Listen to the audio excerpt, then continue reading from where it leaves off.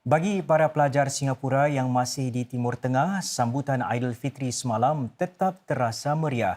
Ini memandangkan mereka tidak begitu terjejas secara langsung oleh peperangan di rantau itu. Mereka bagaimanapun kekal berwaspada dan memantau situasi dengan teliti.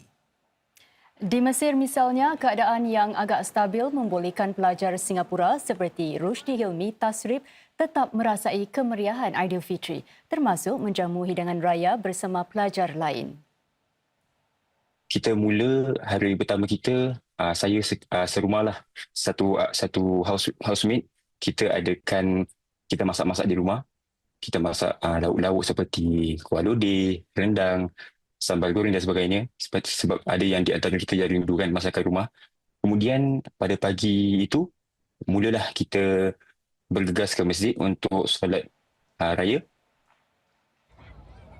Begitu juga dengan para pelajar di Madinah yang dapat menikmati juadah raya yang sedikit sebanyak dapat mengobati kerinduan menyambut Lebaran bersama keluarga.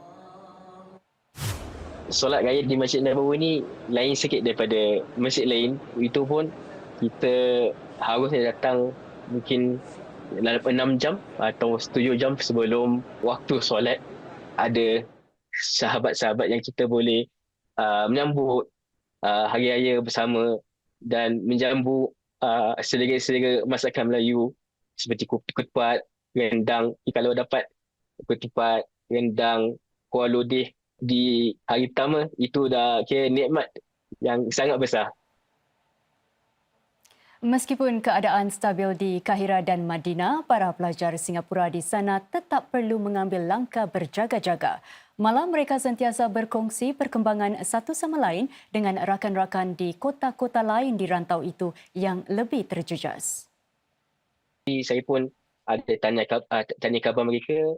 Diorang kata untuk mereka, alhamdulillah keadaan mesti stabil dan aman. Cuma mereka ada dengar letupan, mungkin dalam 2 hari sekali letupan. Tidak banyaklah, tapi ada juga dengan letupan. Kita nak kena jaga-jaga, takut apa-apa yang berlaku, perkara yang tak terjangka nak berlaku. Jadi kita dah sentiasa prepared lah for this moment. So kita mesti ada kita punya own plans lah.